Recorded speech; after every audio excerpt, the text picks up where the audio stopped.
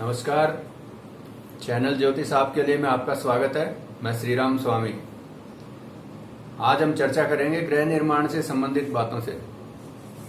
हर आदमी का एक सपना होता है कि जीवन में एक बहुत अच्छा घर बनाए, जिसमें वो सुख सुविधा संपन्न रहे और घर में शांति रहे। घर में शांति रहना ज्यादा जरूरी है। गृह निर्माण से संबंधित दो चीजों के ऊपर ज्यादा ध्यान देना जरूरी है। पैसे कितने भी लग जाएं घर में, आलीशान मकान बन जाए, लेकिन उसमें दो चीजों का ध्यान रखना जरूरी है। एक तो घर का जो नींव का जो मुहूर्त होता है वो इम्पोर्टेंट है, महत्वपूर्ण है। दूसरा जो महत्वपूर्ण है वो है गृह प्रवेश। ये दो मुहूर्त वास्तु के अनुरूप होने चाहिए, ज्योतिष के अनुरूप होने चाहिए और पूरे विधि विधान से होने चाहिए। अगर ये दोनों चीजें होंगी तो घर में शांति रहेगी, घर में रहने वालों की सुख संपत्ति बढ़ेगी, आरोग्यता बढ़ेगी। सबसे पहले हम नींव के मुहूर्त से संबंधित बात करते हैं। योग्य विद्वान से नींव का मुहूर्त निकलवाएं।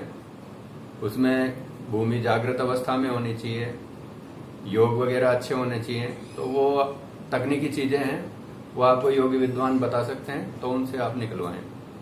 मुहूर्त में जो ध्यान रखने की चीज है वो ये है कि मुहूर्त किस कोने में लगे, नींव का मुहूर्त किस कोने में लगे। आजकल के वास्तुशास्त्री ये बता देते हैं कि साहब ईशान कोण हमेशा ही शुभ रहता है, इसलिए ईशान कोण में आप नींव लगाएं। एक चीज ध्यान रखने की कि कोई भी दिशा ना तो हमेशा शुभ होती है ना अशुभ होती है। भूखंड के जो चारों कोने होते हैं, चार कोनों में तीन कोनों में काल राहु रहता है, तो सर्प की आकृति में रहता है। एक कोने में उसका मुख होता है, एक कोने में उसका मध्य भाग रहता है, तीसरे कोने में उसकी पूंछ रहती है। चौथा जो कोना होता है वो खाली रहता है। तो जो चौथा कोना खाली रहता है वही नींव का मुहूर्त होता है, और ये सूर्य की संक्रांति के हिसाब से बदलता रहता है।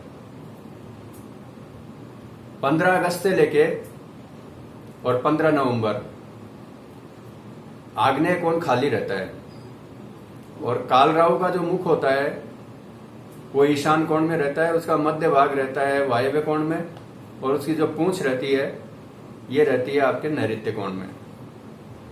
इसी तरह से फिर 3 महीने बाद में ये उल्टा चलता है, तो इसका जो मुख होता है ये वायव्य कोण में पहुंच जाता है, मध्य भाग नैऋत्य कोण में पहुंच जाता है, और उसकी जो पूंछ होती है वो आपके अग्नि कोण में पहुंच जाती है। इस तरह से ये उल्टा चलता है 3-3 महीने के हिसाब से।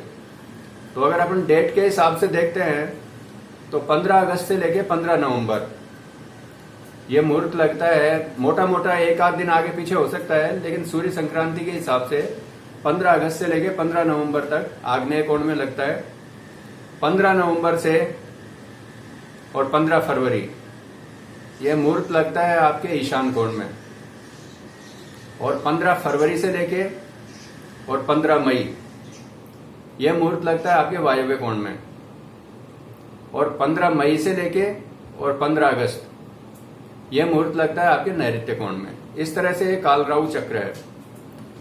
पुराने ज्योतिषी कहा करते थे कि अगर गलत दिशा में या गलत कोने में अगर नींव लग जाती है तो उसका बड़ा दुष्प्रभाव होता है। ज्योतिष की बहुत पुरानी कहावत है कि पूंछ दबे तिरिया मरे और फण दबे बरतार, और जो दब जाए मध्य तो होए कुटुंब संगार। मान लीजिए अगर आपने जो कोना खाली है उसमें नींव नहीं लगाई है और काल राहु के पूंछ के ऊपर लगा दी तो स्त्री को कष्ट होगा। अगर फण के ऊपर लगा दी है तो पुरुष को कष्ट होगा, और मध्य भाग में अगर आपने नींव लगाई है तो पूरे परिवार को ही कष्ट रहता है, संकट रहता है। इस तरह से इस चीज का सोच विचार जरूर करें, इस चीज का ध्यान जरूर रखें। नींव के मुहूर्त में 5 पत्थर लगाए जाते हैं। जो शिला पूजन होता है उसमें 5 पत्थर लगाए जाते हैं। 5 पत्थरी क्यों लगाए जाते हैं? हमारे यहाँ 5 प्रकार की तिथियां हैं: नंदा, भद्रा, जया, रिक्ता, पूर्णा। उन शिलाओं की पूजन करके उनके ऊपर सिंदूर से ओम नंदाय नमः, ओम भद्राय नमः, ओम जयाय नमः, ओम रिक्ताय नमः, ओम पूर्णाय नमः ये लिखा जाता है। 5 तिथियों की स्थापना होती है, और फिर ये क्रम से इसी क्रम में आगे बढ़ती हैं। इसी तरह से 5 तिथियों के जो देवता हैं, इंद्र, वायु, अग्नि, सोम, इनकी स्थापना होती है। 5 तत्वों की स्थापना होती है। एक अन्य जो महत्वपूर्ण चीज है कि पहले जब नींव लगती थी, अब तो लोग ध्यान इसका कम रखते हैं, पहले जब नींव लगती थी तो अपने परिवार के अड़ोस पड़ोस के मिलने जुलने वाले जो वयोवृद्ध व्यक्ति होते थे उनको 5 आदमियों को बुलाया जाता था, उनके हाथ से एक एक शिला रखवाई जाती थी, तो उनका भी आशीर्वाद साथ में मिल जाता था। तो ये बहुत ही महत्वपूर्ण है। एक अन्य जो चीज महत्वपूर्ण है वो ये है कि जब आपकी पूरी तैयारी हो जाए मकान की, आपके पास फाइनेंशियल स्थिति ठीक हो, पूरी तैयारी हो जाए, कारीगरों की व्यवस्था हो जाए, सामान की व्यवस्था हो जाए, तभी आप नींव लगवाएं। कई लोग क्या करते हैं कि मुहूर्त के चक्कर में नींव लगवा करके छोड़ देते हैं, मकान बाद में स्टार्ट करेंगे। ये बहुत गलत है। अगर आपने नींव लगवा दी और उसको खाली छोड़ दिया तो उसमें टोने टोटके होने की बहुत ज्यादा संभावनाएं होती हैं। पहले के टाइम में जब नींव लगवाई जाती थी तो रात्रि को उस नींव के ऊपर चारपाई लगा के सोते थे, ताकि कोई किसी तरह का कोई टोना टोटका या ऐसा कोई द्रव्य नहीं डाल जाए जिससे कि घर परिवार में अशांति बढ़े। उससे जो कालराव होता है वो उद्वेलित हो जाता है, और इस तरह की चीजें डालने से मकान बनने के बाद भी उसमें रहने वालों में अशांति रहती। तो इस चीज का खास तौर से ध्यान रखें कि जब आपकी नींव लगे तो उसको ऊपर तक भरवा दें और उसका पूरा निर्माण कार्य उसका चालू करवा दें, शुरू करवा दें। एक अन्य महत्वपूर्ण चीज, जहां नींव लगती है उस कोने में शौचालय कभी नहीं बने, इस चीज का खास तौर से ध्यान रखें। अगर उस जगह पर शौचालय बन गया तो बहुत ज्यादा घर में समस्याएं बढ़ जाती हैं, रोग घर कर लेते हैं, रोग निकलते नहीं है। तो खास तौर से इस चीज का ध्यान रखें।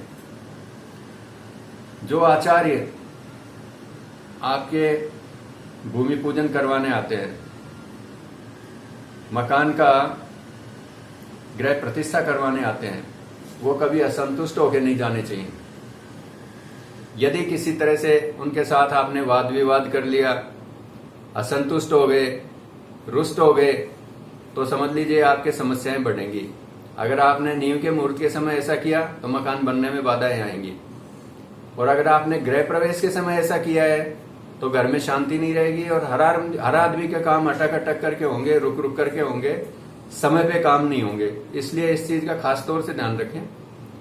अगर आपने ऐसा कर दिया है तो उसके लिए सबसे सीधा सा सरल सा उपाय ये है कि उन आचार्य को ससम्मान घर पे बुलाएं, पूर्णिमा के दिन उनको भोजन कराएं, भोजन कराने के बाद उनको वस्त्र, तांबूल और दक्षिणा भेंट करें और चरण स्पर्श करके उनका आशीर्वाद दें।